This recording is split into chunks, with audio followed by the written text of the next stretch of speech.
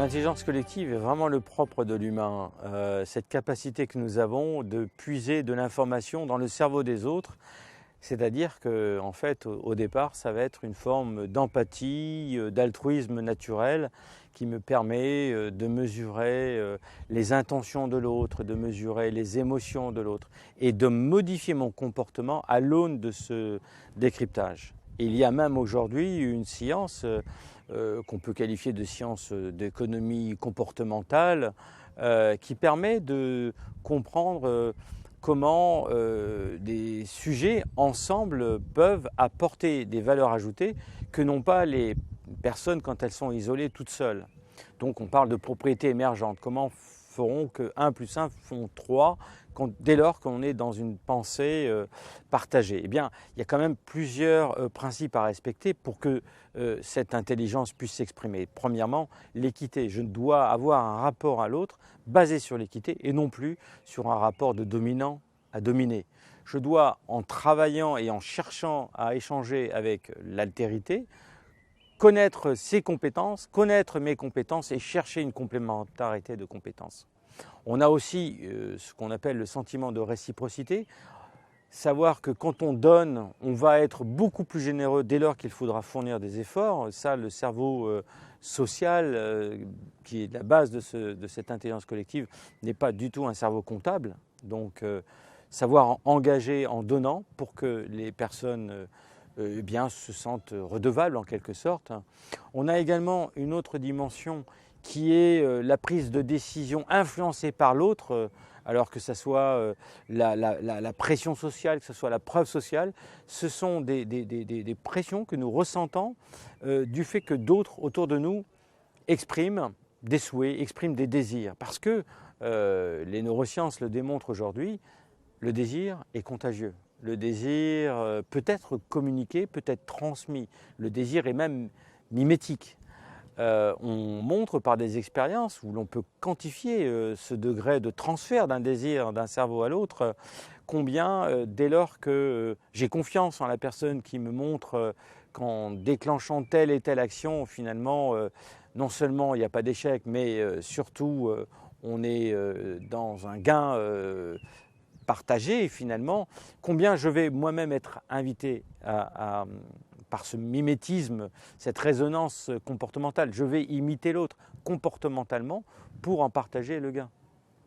Et enfin, on s'aperçoit également que ce cerveau social est une chambre d'écho de l'autre.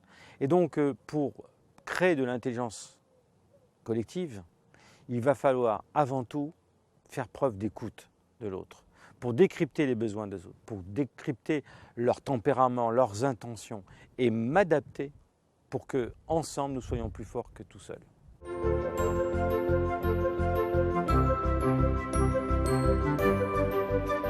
Aujourd'hui, nous avons beaucoup discuté sur les mécanismes qui concourent à prendre des décisions.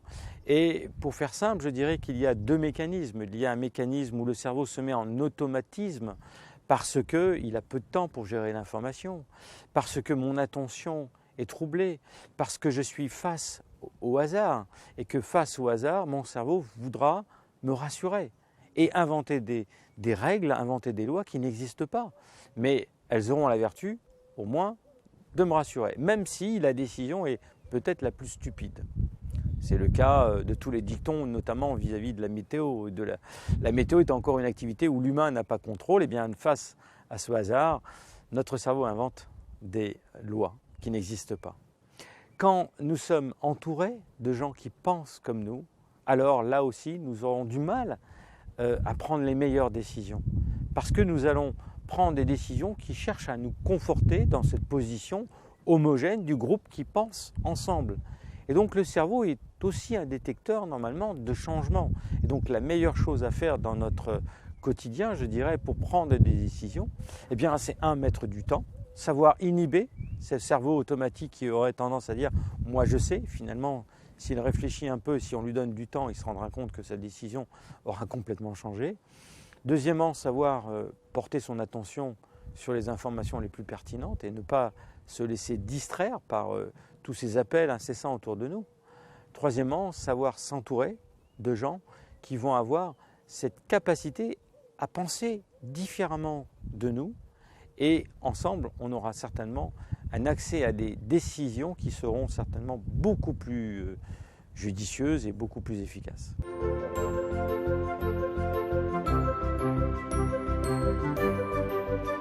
Le manager bienveillant part d'un constat que pour accompagner les personnes, la méthode coercitive ne fonctionne pas. On ne peut pas transformer les gens par des interdits. Pourquoi? Tout simplement parce qu'il faut partir de ce constat que l'espèce humaine est une espèce un peu à part, qui est ludique et toute sa vie. Si vous regardez des vidéos sur YouTube, vous verrez des lionceaux jouer avec la lionne ou Papa Lion. Mais très vite, les adultes, en 1 ou 2 minutes, mettront un coup de patte ou un coup de queue à ces lionceaux pour leur dire « Allez, c'est fini, on ne joue pas ». Alors que vous pouvez trouver en ville des têtes grisonnantes sur des trottinettes, vous pouvez trouver des chaussettes avec Mickey pour des personnes du 3e âge, etc. Parce que par essence, l'espèce humaine joue toute sa vie.